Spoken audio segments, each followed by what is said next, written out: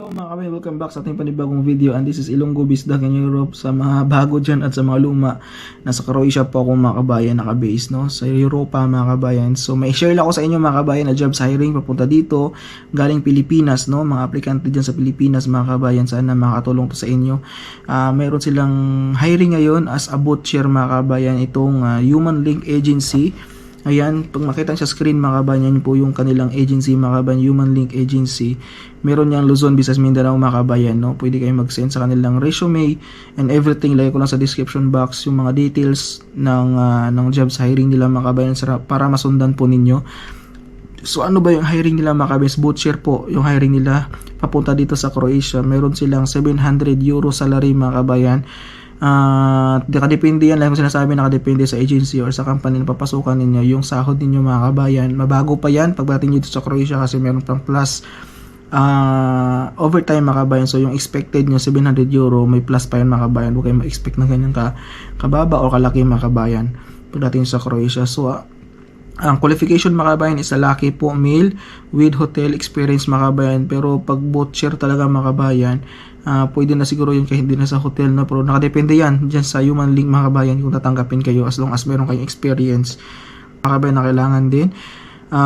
Ito pala nakalagay minimum of 5 years of work experience mga kabayan. 5 years po yung as a butcher, knowledge of English language, good communication skills mga kabayan, no?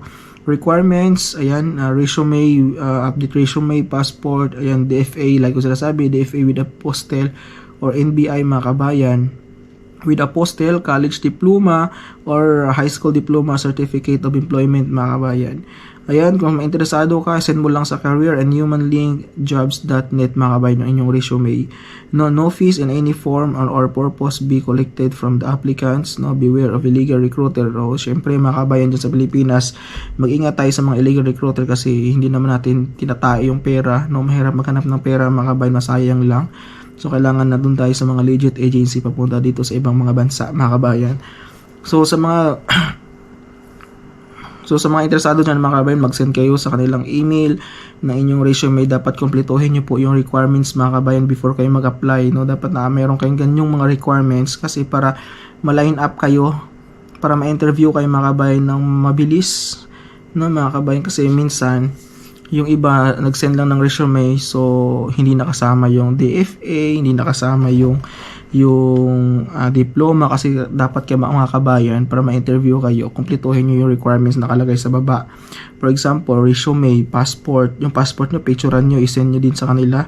DFA with apostle, NBI mga kabayan, high school diploma or certificate of employment. 5 yan mga kabayan kailangan. Sa isang email, ilagay mo yung lahat ng requirements na yan para ma-interview ka, para ma-line up ka mga kabayan. Kasi pag isend mo lang is resume lang mga kabayan, tapos kukontakin ka ulit nila, i-proceed mo yung mga requirements ganito ganyan mga kabayan. So kailangan mga kabayan, diretsuhin mo na para makapasa ka or ma-line up ka sa interview.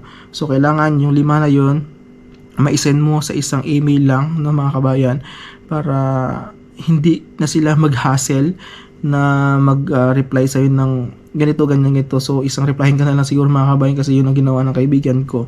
Isang email lang, lahat ng requirements nandun na. So interview na siya ngayon, palipod na siya papunta dito sa Croatia mga kabayan, no? So ito para sa mga kabayan natin sa Pilipinas na naghangad, no? Butcher po mga kabayan, kung may experience ka as a 5 years experience as a butcher, so para to sa iyo mga kabayan. Luzon, Visayas, Mindanao yan mga kabayan, no? Kasi marami pa rin naghahanap. And sana makatulong. Maraming salamat sa inyo sa mga walang sawang suporta. Malapit na tayo ma-reach ng 11k subscriber. Thank you so much po. And i-share nyo po tong video na to para sa mga interesado, no?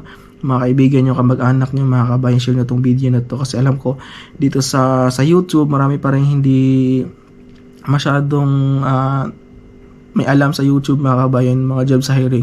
More on sa Facebook lang sila naghahanap. So sana makatulong to sa inyo mga kabayan. So God bless po. See you around here in Croatia. See you soon and ciao mga kabayan.